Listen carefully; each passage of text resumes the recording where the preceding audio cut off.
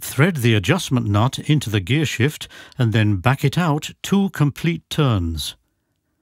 Switch into first gear.